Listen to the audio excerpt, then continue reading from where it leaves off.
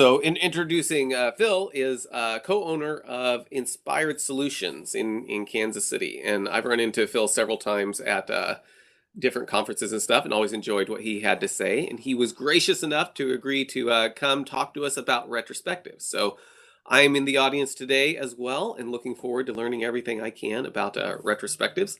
Let me throw a few links out here. Phil's podcast, and I'll give you this link a few times, but I want to make sure you guys have it because his stuff's really good. It can be found right here, and it's Anchor FM, so I think that'll let you choose from different places. You can also search for Agile Bytes. It's the name of the podcast. If you search for Agile Bytes, it will come up at the top. So if you just remember that will help you, or click on the link and sign up for it right now. And remember Agile Bytes. That might become important here just a little bit later on. I'm also going to throw a link out here for that's the one thing I forgot to do. Let me mute everybody. And Phil, you might have to unmute after I do this, but so just watch for that. So Okay. I will mute everybody here. Some people might consider that to be a big improvement. I'll just kind of play that choice by ear. Okay, I can still hear you, so I think we're good. Okay, so there's the Mentimeter thing. If you have Q&A as you go, type it into the Mentimeter. We're going to go through everything. We've got some questions from what Phil's going to talk about, and then we'll go through anytime we have to look at whatever you vote up or down on the Q&A stuff. So with that, Phil, great to have you here, and I'll turn it over to you. Thank you for joining us. Okay, thank you, Mark. I'm very honored and flattered to be invited to be doing the Lunch and Learn today. Mark, for those of you who are not local, Mark is a very, very well-respected Agile professional in the community and colleague and friend. And so I'm very happy to be doing the presentation today. All right, so with that said, I am going to share my screen and blow your minds with an audio-visual feast that is Google Slides. I am actually using a template that I had to actually scroll down for. So, I mean, this is pretty intense stuff. I had to work hard to get this layout. So, I mean, at least I didn't pick like the first one, right? I think the first one is like simple white or something like that. So, so I want to talk about retrospectives at work. I will have a slide at the end that has like my contact information and a little bit more about me, but that is tremendously boring. Like Mark said, I am one of the owners of Integrity Inspired Solutions. We are a custom software development company here in Kansas City. So if you have any software development projects that you need to get done, give me a call. I, as an individual, however, focus a lot on Agile mentoring, Agile coaching, lean stuff, especially in the software development space. So I'm usually out and about amongst your companies, having talks with your teams and project managers and things like that. But today I want to talk a little bit about retrospectives. A lot of people have retrospectives. Obviously, it is an actual part of Scrum if you are Scrum folks. But even outside of Scrum, like a lot of my teams do not do Scrum, we still use retrospectives. They're still a great tool. And so I wanted to talk about them. And I have a slide that I want to get out of the way right off the bat. This is probably the most important thing that I have to get across today. And so I want to put this out here because if people want to bail in the first 5 minutes or, we end up pressed for time, I wanted to have said this. This is just true no matter what you're doing with your teams. And that is you want to structure the event around the goal of the event. Otherwise, the structure that you're using will set the goal for you. And what you want to do is start with what you're trying to get out of the event and then work your way backwards as you think about how you want to conduct that event, as opposed to the other way around.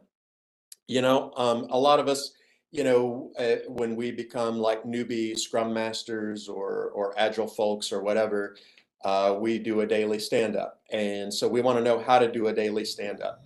And, if you're like me and you learned Scrum back in 1776, they usually say, okay, well, what you do with your daily stand-up is you go around the circle and you ask everybody, I mean, you probably say this with me, right? What did you do yesterday? What do you plan to do today? And do you have any blockers? So you're like, oh, that's how you do a daily stand-up. Sweet, that's easy. I'll do that. And so you start doing that. And then in a couple of months, you're like, why do all my daily stand-ups sound like status meetings? Well, because you are literally asking everyone to give a status report. That's why it sounds like a status report, right? Your structure took you to a goal, right? And what you want to do is think of the goal first and then pick the structure that best gets you to that goal. So if the goal of your daily stand-up is to inspect progress against the sprint goal, or for the team to come up with their plan of attack for the work that day or whatever, then you want to pick the structure and questions that get you to that goal. You don't want to pick a structure and then see what happens, right? Because it's not about the structure, it's about the goal, it's about the value. So I want to have said that. I'm going to return to this point several different times as we talk about retrospectives. It is solely why I ended up where I've ended up when it comes to retrospectives. So why are we talking about this at all? Well, a lot of times when I talk with Agile teams, there's some common stuff that I hear them mention when we talk about retrospectives. One is we don't do retrospectives, right? Or we do, but under times of high pressure, they're the first thing to get cut, right? I see this happen with a lot of teams. It's like we get close to a deadline, the pressure's on, and we quit having retrospectives so we can use that time for other things, which is always intriguing if you think about it. Like what's a better time to think about the way you're working and improve it than when you are suffering from pressure, right? When you're suffering from efficiency problems. Sometimes I'll tell my clients it's like we're all so busy putting out the fire that no one has time to shut the gas line down, you know, and that is very true with retrospectives, I find.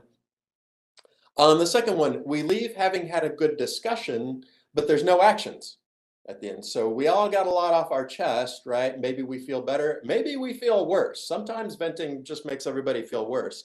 Um, but we didn't have any actions at the end. There was nothing for us to do. We talked and talked and talked, and then we just kind of quit, right? We hit our time box for the meeting, right? Um, Another problem that some people have is we leave, it's the exact opposite. We leave having 8 million actions to take, right? Nobody has to raise their hand. Nobody has to make eye contact or verbally acknowledge this. But do you have an improvement backlog? Okay, so yes, what is the one tool we use to manage too much work that we're never going to get around to? It's a backlog, right? And so this sometimes happens on the back end of retrospectives as well. We end up with tons and tons of actions to take. We may never get around to getting all this stuff done. This fourth one is one that I really want to help out with, and that is attendance is sporadic or non-existent. I have trouble getting people to come consistently to the retrospectives, or they just don't come at all. People are just not excited. They're bored. They're doing other things. They don't prioritize the retrospective. So I end up with only like a few people or nobody at all with the retrospectives. I really want to touch on that today. And then finally, this is very closely related, is people think they're a waste of time compared to the other things that they need to be doing, right? We're all busy. We've all got stuff going on. Why do I want to stop these important things that I'm doing to go do a retrospective? So these are things that I hear from Agile teams, and this is why I think it's important to talk about retrospectives and how to create retrospectives that actually work, that people actually want to go to. That's what this is all about.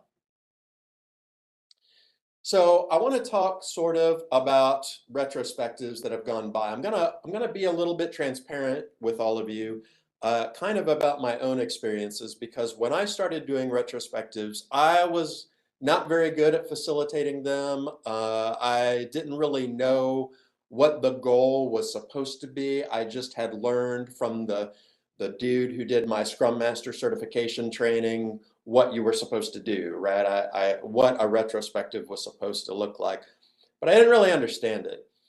And so the way I was taught when I was a baby Agile coach, um, meaning I was early in my Agile coaching career, not that I coached babies, but the way I was taught is you go around the room and each person says what went well, what didn't go well, and what we should do differently next time, right? And so either like you go around the room and you do one question at a time, or you go around the room and everybody does all three of these questions. But this is ultimately what you do. It's almost like the dark evil version of the daily stand-ups three questions, right? Instead of what did you do yesterday, what are you going to do today, then we go around and we ask these three questions instead. Uh, there are also alternate universe versions of this that I've heard. What should we stop doing? What should we start doing? What are things that we should change? This is also a popular version of the go around the room, have the three questions.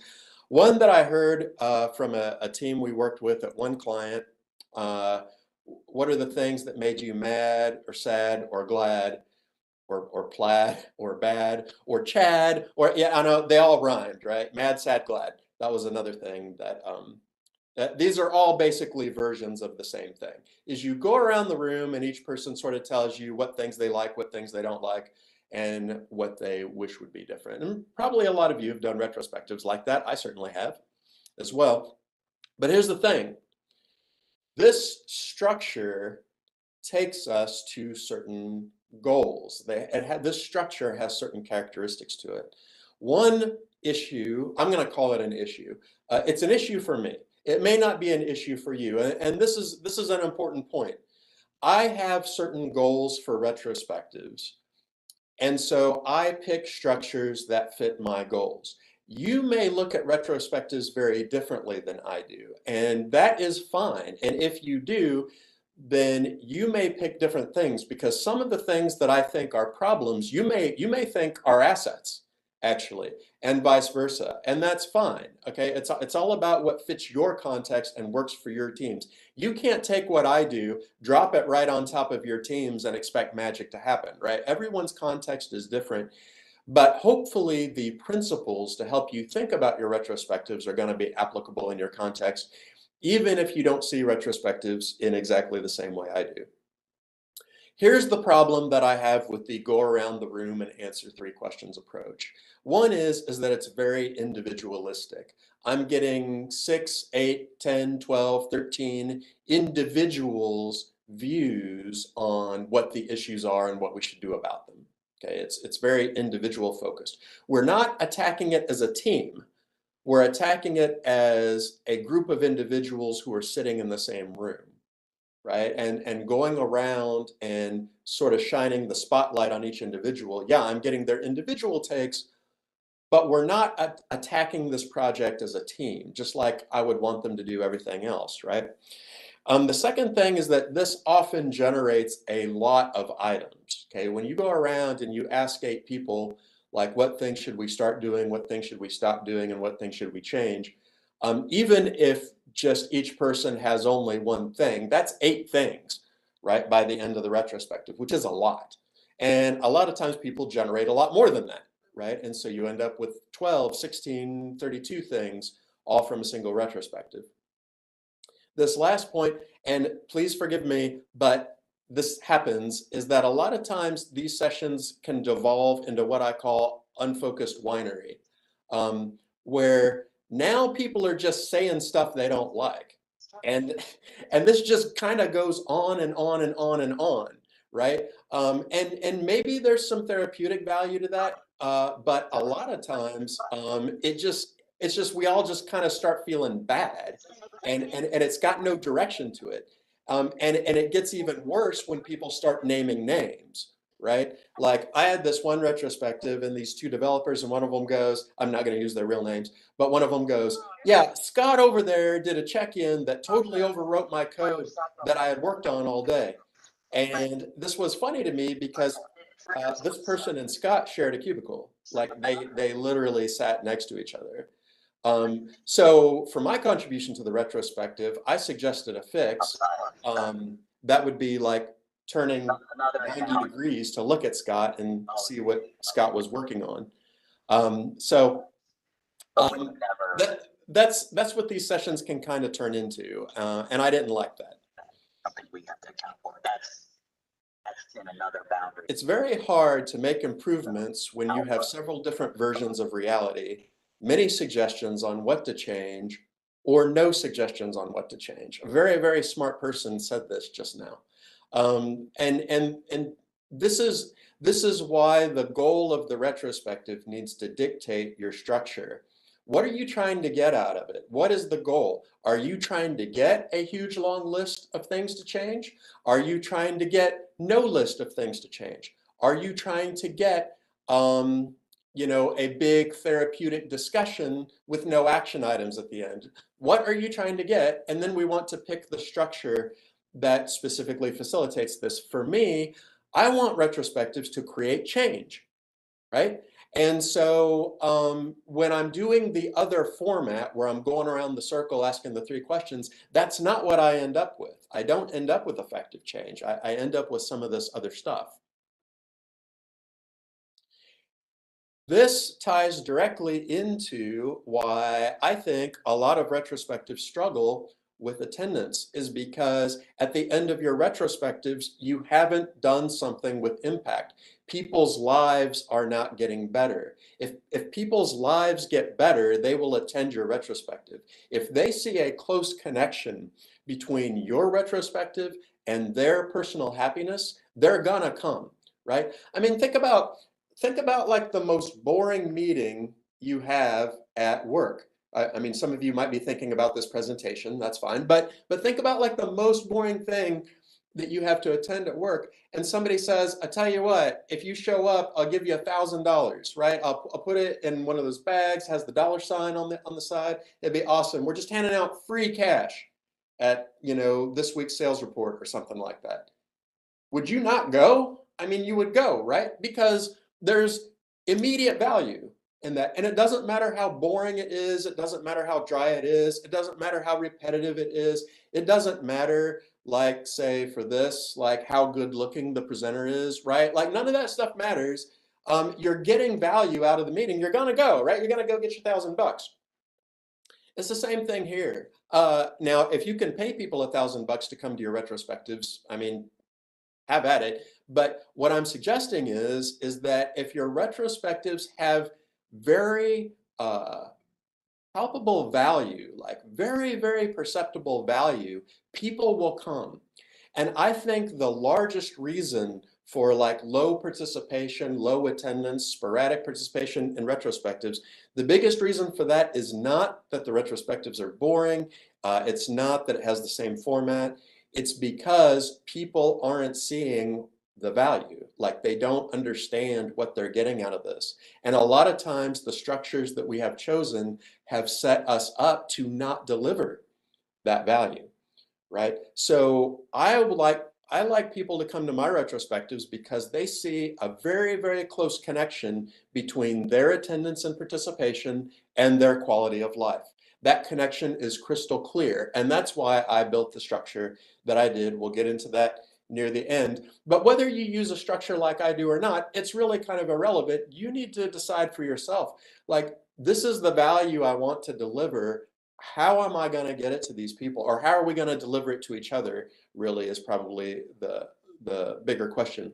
But the thing you got to know is people are not going to spend time doing things if they don't see the value in it. It's not going to work to say Scrum makes us do it, so show up, right? That's not going to win the hearts and minds of most of your dev team, right? Or, hey, we're agile now and this is something agile people do, right? So we got to do the retrospective.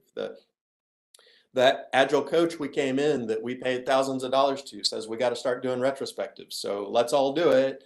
And maybe if we do it enough times, we'll figure out what this is supposed to accomplish. Yeah. Yeah, just please, for the sake of the children, just stop doing that. People are not going to come to these things unless they understand what the value is. So that's kind of the state that retrospectives tend to start out in. When we start out in our careers, we tend to like do those kind of traditional three questions, and we end up with wherever that gets us. Well, then some creative people decided that, what will fix this problem of people not attending, people not being engaged, not getting value out of the retrospectives? Let's do themed retrospectives. And if you have not experienced a themed retrospective before, you are in for a treat. So the idea behind a themed retrospective is the Scrum Master or whoever's facilitating whatever pick some kind of theme. Usually it's something in pop culture, like Marvel movies or Game of Thrones. Uh, I even saw somebody put together a template for a Squid Games themed retrospective. I'm going to tell you right now, I am not coming to a Squid Games themed anything. That sounds like horrific, right? Like what do you do in a Squid Games themed retrospective? I have a feeling I don't want to experience it. But you pick some theme, and then everything in the retrospective happens around that theme, right? So maybe we have like a Star Wars theme, and so we ask questions like, where do we need to use the Force in our in our company? Or you have like a Game of Thrones themed retrospective, and you're like, what relatives, what close relatives need to get married on a, I mean, you know what I mean. Yeah, the questions all sort of come from kind of the theme, and it sort of keeps things spicy, right? It keeps things interesting. Maybe you have like an 80s rock theme, and so you're playing 80s songs, and you're asking questions like, why did our team run so far? We ran so far away, and you start asking things like that. That's a themed retrospective. And the idea was that the reason people are not coming and participating to retrospectives is that they're boring, right? Like we keep asking these questions, these same three questions, and we're bored, right? And so kind of like, you know, you're married for a few years and somebody suggests, hey, how about we dress up like superheroes tonight, right? So it's kind of that same idea, except in a work appropriate format. And there are people who have really made very large reputations out of producing themed retrospectives. Chris Stone is a UK Agile coach. He's someone I've had on my podcast. Really, really great guy.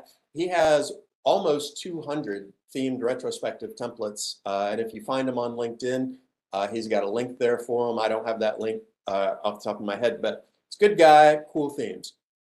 But here's the thing. There's nothing wrong with a themed retrospective, okay? You don't have to like dedicate yourself to having boring retrospectives. Like you can make it entertaining, right? You can use themes if you want. You can use, music and creative thought-provoking prompts and things like that. I mean that's fine. That's great. That's terrific.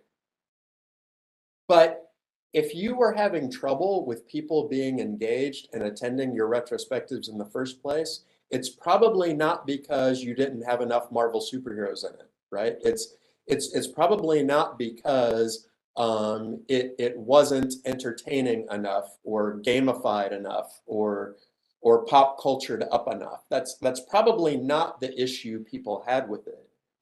And what we want to do is we don't want to use themed retrospectives as like a placebo, right? Like people are bored, people aren't getting anything out of the retrospectives. Oh, I know. Let's have a 90s sitcom themed retrospective. That'll turn this ship around. No, it won't.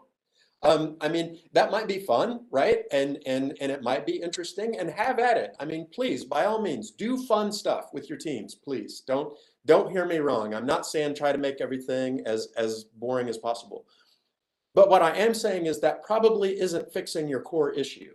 Okay? If your retrospectives didn't seem to create value for the team, they're not going to all of a sudden just because you bring in the Squid Games, right? So people don't actually need the retrospectives to be entertaining. They need them to be valuable, right? That's what they need first and foremost. And then if you want to spice it up, sure, go for it.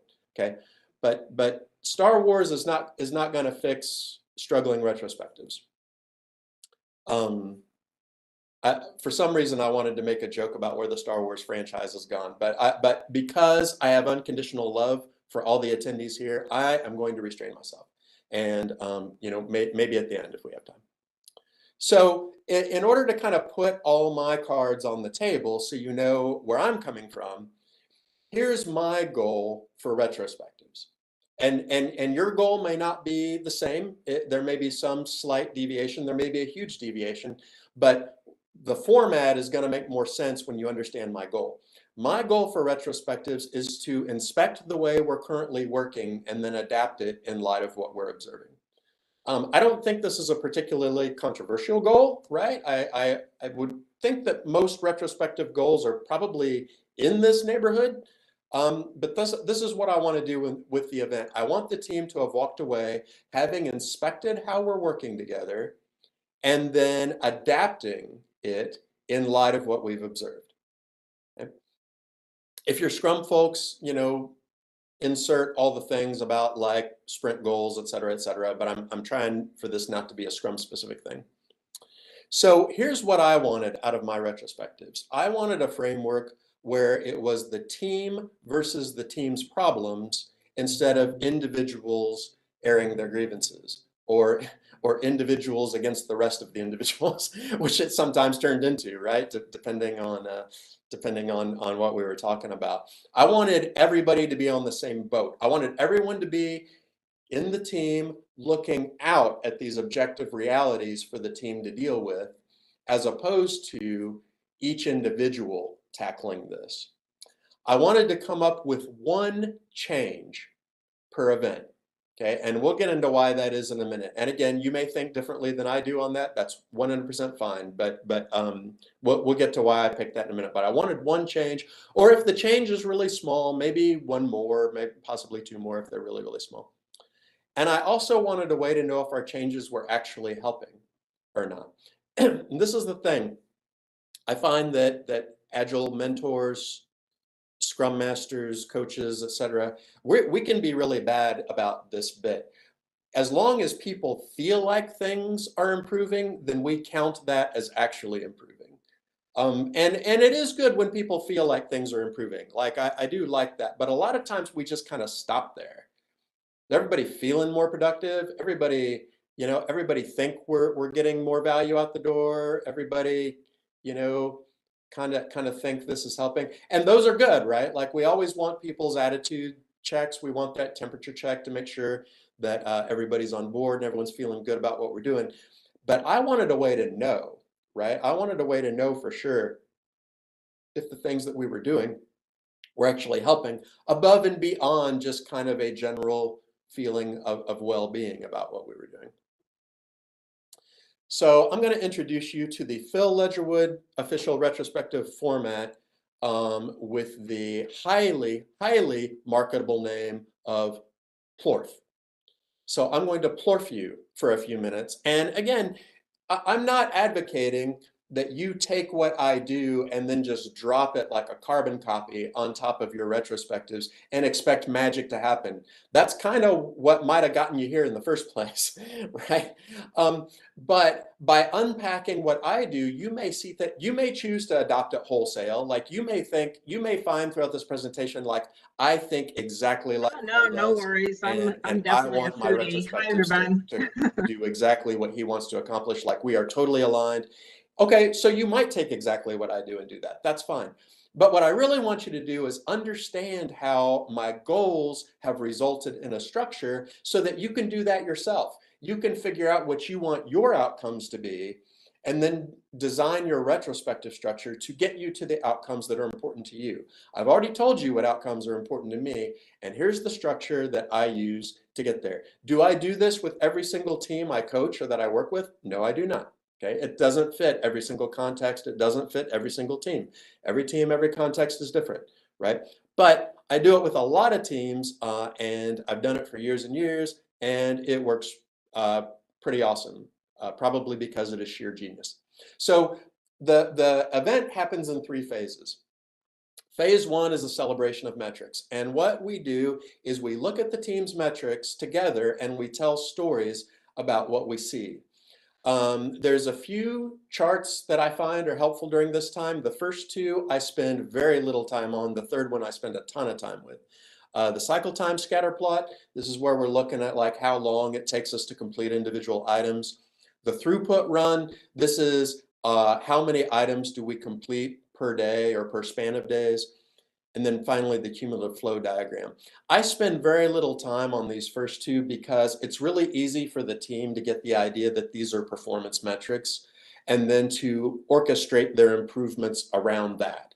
So they'll be like, oh, our cycle time tends to run about 13 days. All right, well, that sounds bad. Let's get it down to 11 days. Yeah. Having shorter cycle times is not necessarily an improvement, right? Or having a fuller throughput run is not necessarily an improvement. I don't like for my teams to get the idea that the metrics are performance metrics, because they are not. Um, but what I do want the team to take away from the metrics is, what's our current state of affairs and where are the trends taking us, right? And the metrics can show us these kinds of things.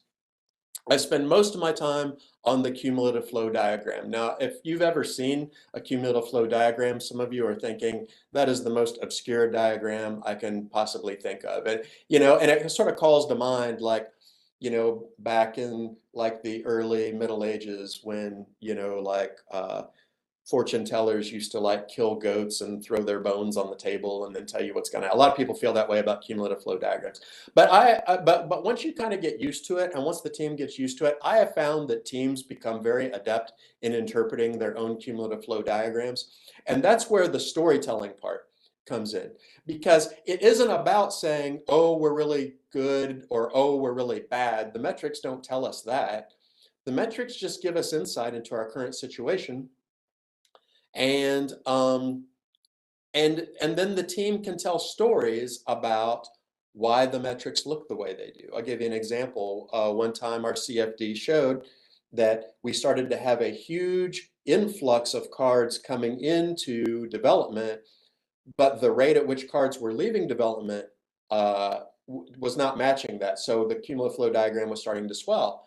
And we were like, hey, so what's going on here? And, come to find out that, like, the guy who was doing UI UX, he would just do the UI UX piece of a user story and then pull the next one. Do the UI UX piece, pull the next one, do the UI UX piece, pull the next one. So we started to accumulate like this pile of partially done cards, because this UI UX guy was just tearing it up, right? And this provided a great fodder for the retrospective, because then we got to talk about as a team, okay, the middle tier is not moving as fast as the front end. So what do we want to do about that? And we brainstormed ideas, and it was pretty cool. So I like to review the team's metrics. We also discuss previous experiments that we've done. What are things we decided to do in other retrospectives, and are these things showing up in the metrics? This helps us determine if things are helping or not. Now, not everything is going to have a big impact on the metrics, or maybe even a perceptible impact on the metrics. Sometimes we may choose to do something just to improve morale, right? And the numbers aren't necessarily going to change for that. But we at least have that conversation, right? So, we decided to make change X 2 retrospectives ago. Here's the trend that our metrics are going on. Is this what we wanted to see, right? Is this what we were expecting, having made these changes? Sometimes it can be very surprising to discover what changes you make that don't change your metrics, or actually begin to make them worse. That can be a very interesting conversation sometimes. And we also want to celebrate wins, of course. That's very important. But know what we're doing here by starting the event out this way is, now the team is looking at something objective outside themselves. It's the team looking at their situation. We're not sitting around talking about the things that grind our gears, right? Or the things that really bother us. We're just stepping on the bathroom scale and seeing how much we weigh, right? We're looking at this, and we are now having this sort of common vision of reality and talking about it amongst ourselves, telling stories, giving meaning to it, and coming to that common vision as a team of where we're at and where the metrics show us that we're going. This provides great fodder for the next 2 phases. Phase 2 is we pick, where would we get the biggest bang for our buck? And what we do is we brainstorm potential areas of improvement, and we pick one. So we're not coming up with ideas at this point. We're not coming up with solutions. We're just talking about the different areas that could be improved, that we think if we made an improvement would really help out. right? And so I put some examples on here. I don't do a lot of PRs with my teams, but I have worked with a lot of teams that do. This is often an issue in those teams, the time it takes between issuing a PR and getting a response. Like if we were able to improve that time, it would make things a lot better. The amount of time we spend like rehashing our requirements with the product owner, these are all how many items we got going on at once. We got a lot of things going on at once. That's a problem. So we're trying to find those areas that if we could make an improvement, it would make a big difference to the team. And then we pick one.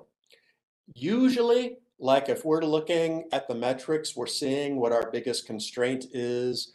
And it's pretty obvious to the team what the biggest bang for our buck area is, which incidentally is the constraint. um, you can improve a lot of stuff, but if you're not improving the thing that constrains you the most, you're not going to see as much improvement as you want to see, right? And so usually it's pretty obvious to the team where the biggest bang for our buck would come, but not always. I mean, we discuss it together. Sometimes on rare occasions we may have to vote, but usually just in the course of discussion we come to a consensus, or if one person's a really big holdout, usually we can be like, okay, can we make that the thing on the next retrospective? And usually they're okay with that. But we brainstorm areas we can improve, and we pick one area. And then this takes us to phase 3. What do we want to do about it? And then this is where we brainstorm possible experiments that would make an improvement. And then we pick one. Now, if the thing we pick is really small, or maybe it's just something for one person to do, like, we've had retrospectives before where the thing we picked is, Phil, could you go tell our manager XYZ or something like that? And if that's the thing we pick, we need to pick something else, right? So sometimes we might pick 2, occasionally, rarely, we might pick 3, but generally we want to pick 1. And there's a number of reasons for this. One is that if we change too many things at once, we're not going to necessarily know what things are helping and what things aren't. If you're a programmer like me, you've probably had the experience where you have a bug and you change 5 things that you think could be producing the bug, and the bug goes away, but now you don't know what you did to fix it, right? And you don't know uh, which one of those things did I add in that's not necessary, right? Or is there some kind of weird like house MD phenomenon where it's the synergy of 2 or 3 things that I did, that fixed the. There's no way to know. There's no way to know what you did that actually fixed the bug when you change too many things at once. Well, it's the same thing with retrospectives. If we change 8 things at once and our metrics improve, we don't really know what did it, right? There may be one of those things that's actually holding us back, but we outsold our problems, right? So one thing, it's easier to see the impact. But really, the other thing is one thing is easier for people to do, right? Like, how many of us have had a retrospectives where we ended up with like 8 action items, and then we had our next retrospective, and maybe 2 of them got done, or 0 got done, right? Asking a busy team to make 8 changes is a lot, right? That's a huge shock to the system, and stuff is going to fall by the wayside, and stuff is going to be inconsistently done. If you pick one thing and that's your focus for that time period, it's very likely to get done, right? And it's very easy to reason about. It's very easy to talk about on a regular basis. So let's say we picked for our area of improvement the time delay between issuing a PR and then having that PR accepted or rejected. So here's some ideas that we might do. We might add more people to the group of approvers. We might reduce the responsibilities of the person who approves PRs so that they can focus more time on it. We can declare that PR responses are the most important thing that that person could possibly be doing, so they always do it first no matter what. We could set aside the last hour of the workday to review outstanding PRs to make sure that we don't go more than 24 hours, right? Or we could review all outstanding PRs immediately after the stand up. We're just brainstorming experiments to try, right? And then we pick one. And again, if what we pick is really small, we might pick 2 or 3, okay? So look at the metrics, figure out what the lay of the land currently is, right? Generate, you want to annotate my content? I don't know about that. This guy is an idiot, right? Is that I tell you what, I'm gonna decline right now, but And probably with somebody just let's accidentally circle clicking back on around something. to what you wanted to say, like in the chat or in the questions. Um, what was I talking about? Oh yeah. So we've got the metrics to sort of determine the lay of the land to kind of get the wheels turning, right? The team is objectively looking at their own situation. We're brainstorming what we think would be the biggest area of improvement and picking one. And then we're brainstorming things that we can improve and picking one. And notice, like during that whole process, there's a lot of benefits that we get out of this structure. First of all, obviously it has a really cool name, but secondly, it positions the team to focus on a common problem together rather than individuals focusing on the things that individually bother them. When we're trying to help a team increase their agility, we want them to approach more and more things as a team, right? Not as individuals who share a skill set or individuals who sit in the same room or on the same Zoom call. We want them to attack things as a team. We want them to own their work as a team. We want them to own the sprint as a team, right? We want them to own all their outcomes as a team.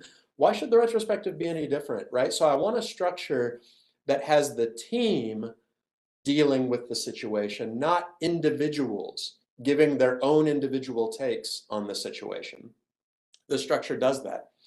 The use of the metrics and the group focus keeps things highly objective, right? The numbers don't lie, right? We can't just sit around talking about the things that irritate us personally.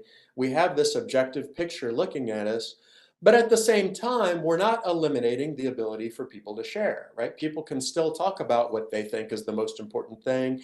They can still talk about how much these things affect them as individuals. That's fine. We want that feedback. That's how we go about deciding what thing we should do next, right? So we still have room for people to share what's going on with them. And as a team who cares about them, we want to know that. But the focus is objective, right? It's not about what's everyone's personal opinion that week on on what's really going wrong. And now I have 12 different personal opinions. It keeps it very objectively focused. We can see from our metrics and our stories what the issues are, right? So let's pick one and let's work on it together. The next bullet is, since the team came up with both the area and the experiment, buy-in is largely automatic. If you struggle getting buy-in with your team, that means almost always you are trying to get them to do something that they themselves did not opt to do. But if they're the ones that came up with it, then you can skip that step, right? They already have buy-in. It's their idea, right? Like I don't have to sell them on their idea.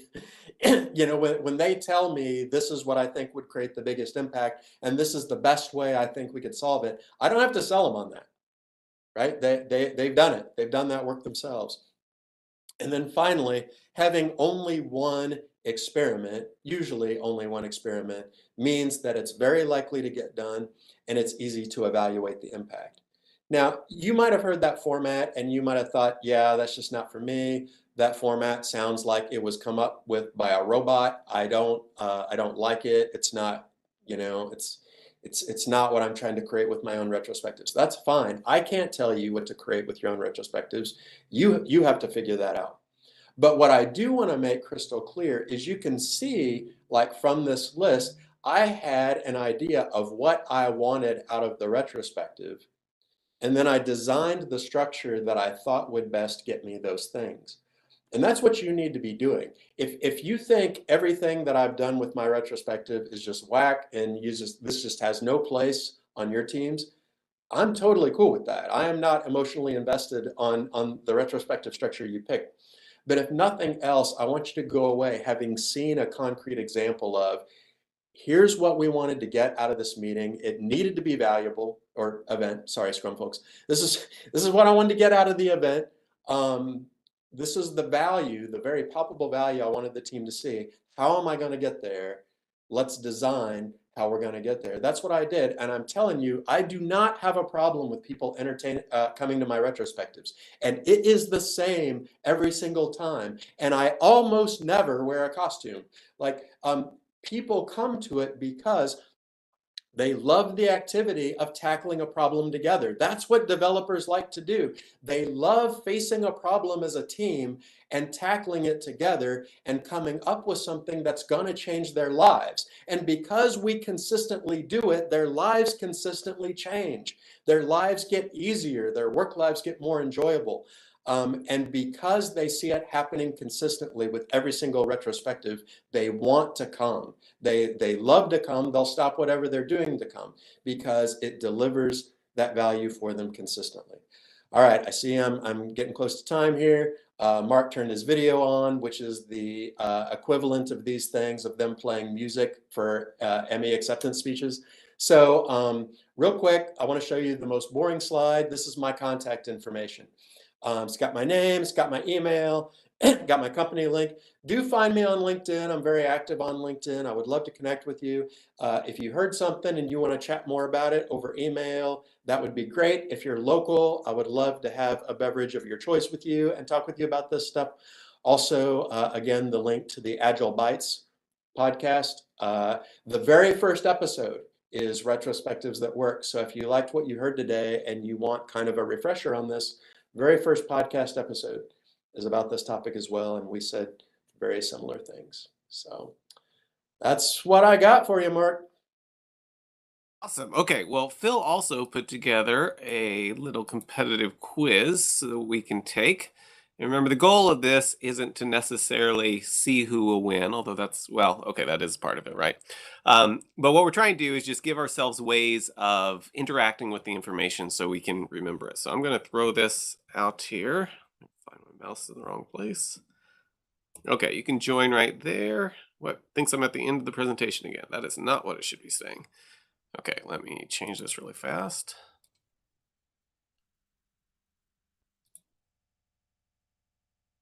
Okay, so that's the beginning.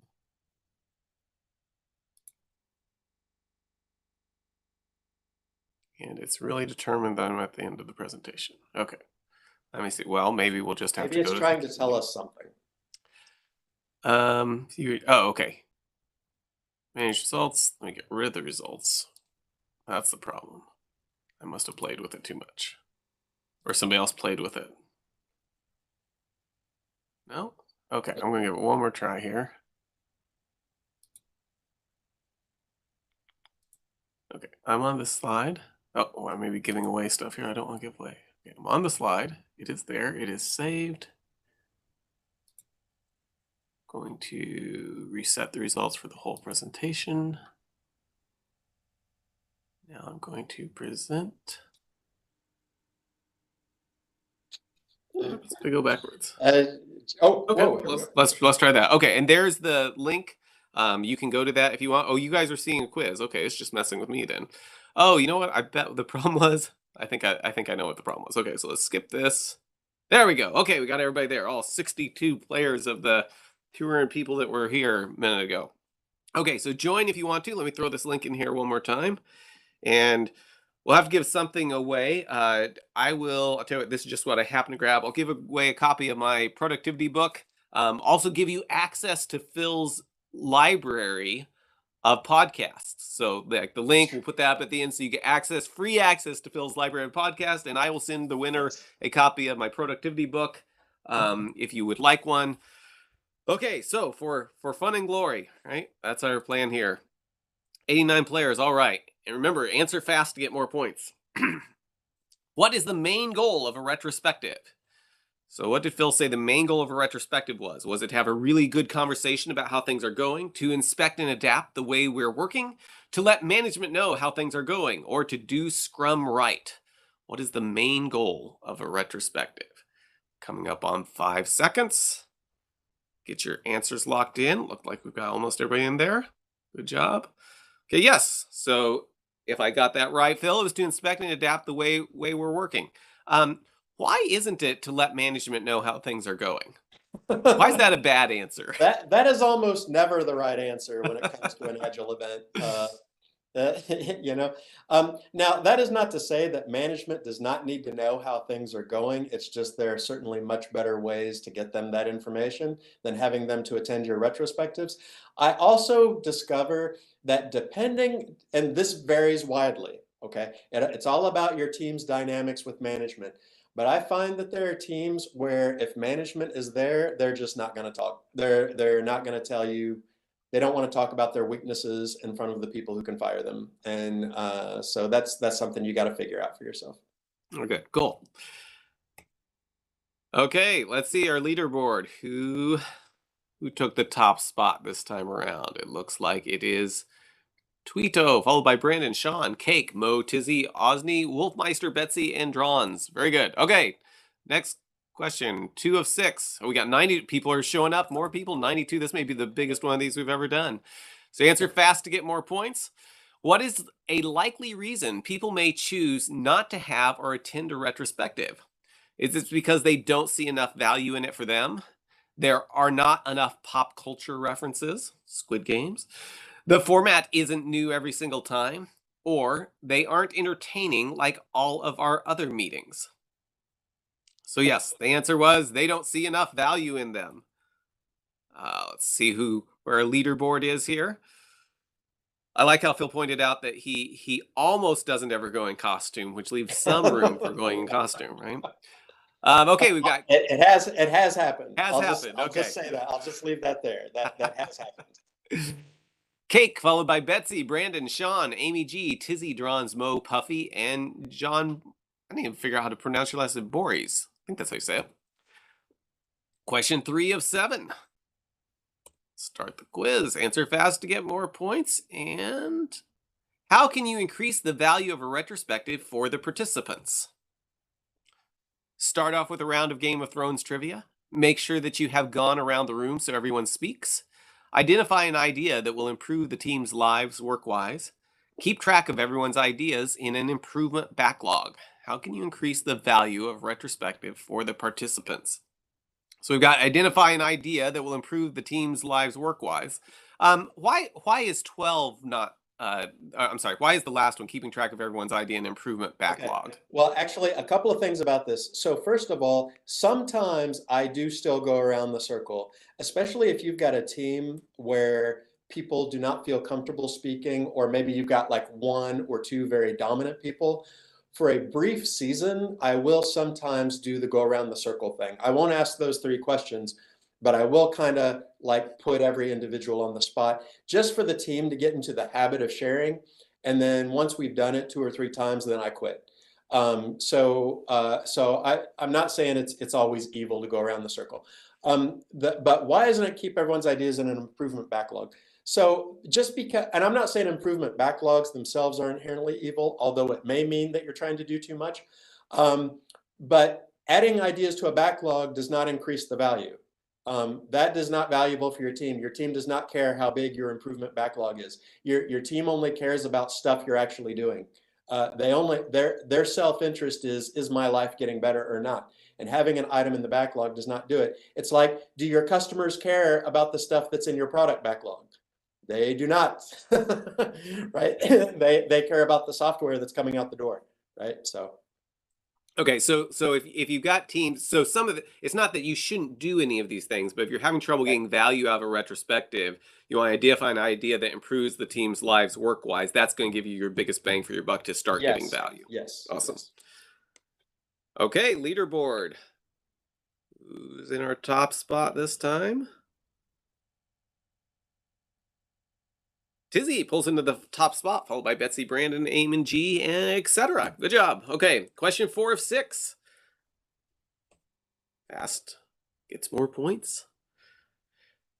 What do you want to have at the end of a retrospective? What do you want to have at the end of a retrospective? Donuts or ice cream or something, because otherwise no one will show up. I haven't had lunch yet, so that's sounding appealing to me. But an actionable experiment for the team to do, a list of requests for management, or a task list for the Scrum Master. Yes, an actionable experiment for the team to do. I like the donuts and ice cream one, but I think the other. There's nothing wrong with that. And it doesn't mean that you're not going to have a task, something for the Scrum Master to do. That could be actionable, right? But the goal is to have an actual experiment that you can measure. That's right. I mean, I have worked with clients before, and when I sat in on their first retrospective, what they ended up with was basically a spreadsheet of stuff for the Scrum Master to do.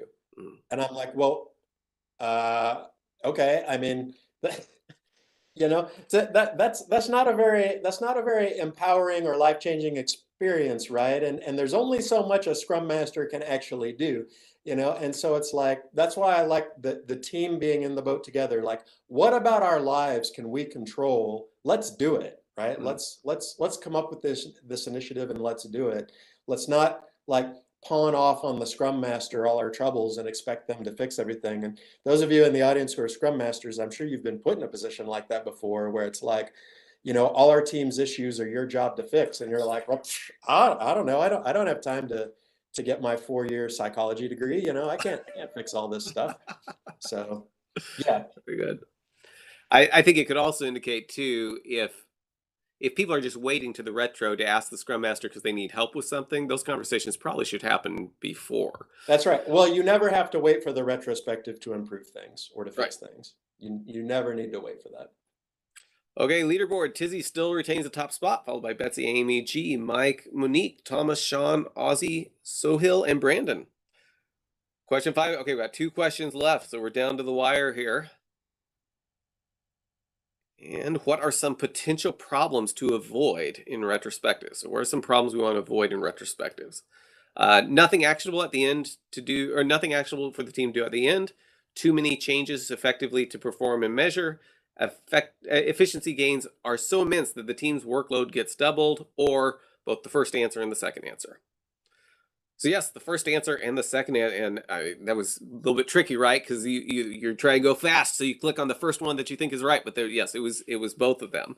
Efficiency gains are so immense that the team's workload gets doubled. If That would be that's a your problem, you are killing it. yes. Like, this is not a problem. You might decide to leave the organization, but you are killing it if that's what happens. Okay, where do we have Mike pulls into the top space. Very good, Mike. Okay, last question. Get your fingers ready. This was we mentioned this a few times and I put it out there a few times. So the question is dun, what is the name of Phil's podcast? And there's the logo right there. So what's the name of Phil's podcast?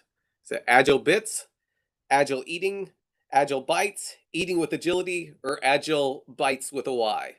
What is the name of Phil's podcast? Man, some of these names are really good.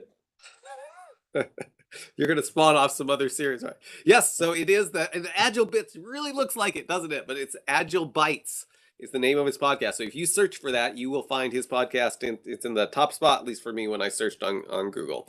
And I'll put up a slide with a link to it. So if you leave this up, you can click on it in just a minute. And then we'll check the Q&A here in just a second. So Mike, you took the top spot. Very good. Congratulations. You were the fastest clicker who had knowledge of what Phil said today. So very good. Or the computer, it's a little bit random sometimes depending on your connection. So Mike, if you send me an email, send me a screenshot and your address, I will send you a copy of my book. And like I said, you have full access for life to Phil's library of Agile Bytes. So definitely check that out. And a matter of fact, I bet he'll make that available to everyone. I will give Mike free lifetime access to any of my opinions about anything. Anytime he wants. Just let me know. Wow, Mike, that you got quite a deal there. Okay, so here is the link again to the podcast. Encourage you to click on that, download to the podcasting software of your choice. And let me see here. I know Tizzy had at least one question here. So let me see. No questions for the audience. Okay, well, I messed something up evidently, but I remember there was a question somebody was asking about how much time you dedicate to the first phase usually. Like how long is a retrospective and how much time do you usually put into the first phase? Yeah, so it's always a little different, right? Because team sizes are different. The frequency with which retrospectives happen can influence that. I usually always start just as a test with an hour for retrospectives and then kind of see what happens. I find that generally speaking, we tend to land about the hour and a half mark in terms of total length of time. But for the metrics piece, I really want most of the time to be spent in the brainstorming portions. But at the same time, I want to make sure that the team has a really good idea of where we're at. So I would say that that first phase, that metrics portion, when we're first starting out, I'm doing a lot of education, so it kind of lasts longer. Like it might take a whole third or maybe even half of like that first retrospective, but you don't want to hang out there. Eventually the team, like they know what the metrics are, they get used to interpreting them. A lot of times I'll just pull up the chart and say, let's talk about this chart, and the team will just start talking. Um, and you know, when you're starting to move like that, then that first part may only be like about 20 minutes or so, you know, 15, 20 minutes. You know, it just kind of depends. So, but yeah, you don't want that to be the majority of the retrospective. You want the other part to definitely be most of your time. Let's see. Somebody asked, "What is the metrics you use don't address what's bothering?" Or I think it's what if the metrics you use don't address what's bothering the team? Yeah, so there's a couple of things for that. So first of all, obviously you have to use metrics that mean something, which can be a whole topic unto itself, right? A lot of times we do not we don't always use actual valuable metrics when we're having these discussions. So so this is a very valid concern. So first of all, you want to use good metrics. I like to use flow metrics because they speak directly to how work is moving through the team, and they allow us to easily find our constraints, and they give us the occasion to start telling stories. Like, why do things batch up here? Why do things move so slowly here? And that's when we usually start getting into the actual issues, right? Metrics don't tell you why, they tell you what. You know, so the team, human beings, have to supply the why, and they start saying, "Oh, you know, we just have been getting stuff done so fast. QA is just overloaded. You know, they just can't get stuff tested fast enough." So now we've identified something we can talk about, right? Grist for the mill, right? Um, Now sometimes something may be bothering the team and it doesn't show up on the metrics. Maybe like it's a morale issue, and it doesn't directly. There's not a number that shows you that, right? That's fine. We're not robots. We can always decide, like, hey, you know, this thing may not be a metrical constraint, but obviously we're all terribly bothered by it. So let's just do this thing. You know, that you can always choose to do that. And you're never going to go wrong, you know, trying to increase people's happiness, right? Um, but I don't like the retrospective not having the metrics because I want us to at least know, right? I want us to at least know what the landscape is. And if we decide that's not what we really want to focus on right now, that's fine. That's the team's decision. But I at least want them to know, here's what our metrics are looking like. Here's what our constraints and flows are looking like, so that if so that they'll know what to address if that's what we're going to address. I like one kind of aha moment for me when you were going through that was just kind of the idea of if we are doing an experiment, when we get back together to talk, we ought to start with something that's objective of just what happened last minute. You know, if we Mhm. were just really killing it, maybe something went really well. But if we were really, really killing it and got lots of stuff done and everybody hates their lives, that still might not be success That's right. too, right? But That's you're at right. least starting with something, Hmm. what happened last time. Yep. Yep. Um, That's exactly right. Team has problems coming from outside the team. Benefits from retro seem trivial in comparison. How do you sell the benefits in that kind of environment? Yeah, so that's certainly tricky because certainly teams can only control what they can control, right? It's very hard for the team to adopt an experiment that actually involves someone else changing, and so typically that's where that's where the mechanism of the retrospective may not be the best way to address that issue, right? And that's where we do kind of need to start leaning on our scrum masters or our team leads or our managers, to kind of be able to have that kind of meta level, you know, addressing the structural issues that our team has to work in that are causing us to suffer. Having said that, that doesn't mean our team can't influence those structures. Sometimes the team has a lot more power than they think. And if there's a constraint the team has to work under that they don't like but don't directly control, that doesn't mean that they don't necessarily have influence and they can't go to that person or group or whatever and say, hey, we really want things to change this way. Can you partner with us? Can you help us? Can we get this done? Life will be a lot better for us. The other thing too is, depending on your organization, Retrospectives or some kind of mechanism like them can happen at any level of abstraction. It doesn't have to be like a single Scrum team or a single developer team. It can be a cross-sectional team across many different departments or many different groups. You can arrange these self-reflective, let's analyze the way we work together events for almost any level of the organization you can imagine. And a lot of times those are great places to surface those interdepartmental kinds of issues. Do you have just a few minutes, Phil? I know we're a little past the Oh hour, yeah, but we've got some people sticking around. no, Okay. I'm good. So next question here. If we're only running one improvement experiment per retrospective, assuming half of them work, is that enough improvement? Yes. So here's the thing. So first of all, like I said before, if something needs to be fixed, you don't need to wait to the retrospective to fix it. Your team should be making various fixes and improvements as you go. All the retrospective does is it gives us a very focused time to really, as a group, deliberate, discuss, and focus on a particular improvement. But you really should be continuously improving, in small ways or even sometimes in big ways throughout, right? But the other thing is that, and I'm speaking from my experience, and it may not match your experience. So you may have experienced something very different than this. That's fine.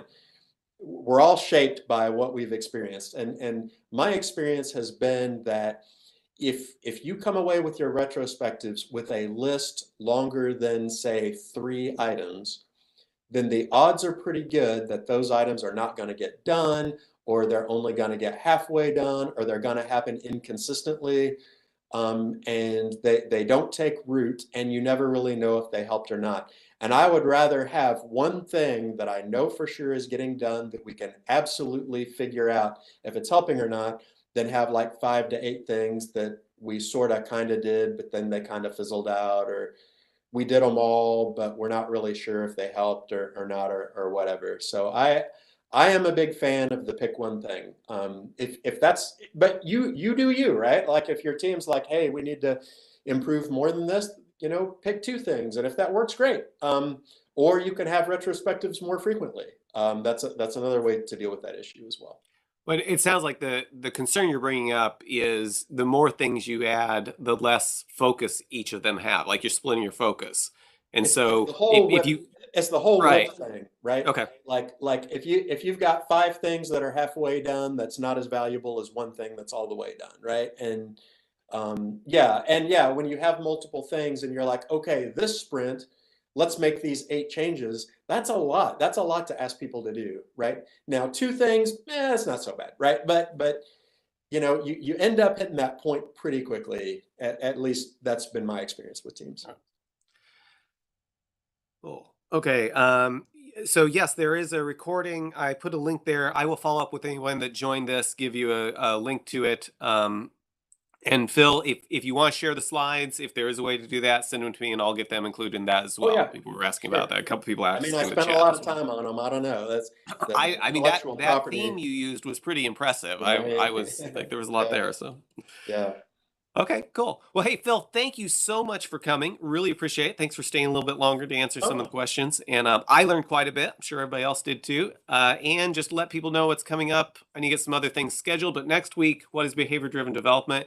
If you have people on your team, they're like, hey, we'd like to find out a little bit more what that looks like. This is a great thing to invite them to. Just take the invite. You can send them to this, the events.xeric.net, or just forward the invite that you've got onto them. That's a great way to let people kind of see what it's about. And don't forget the important thing right here. Oh, can I go back to it?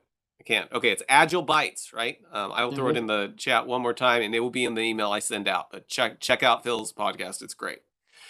Thank you, everyone. Hope to see you next week. Thanks, Phil. All right. Thank you.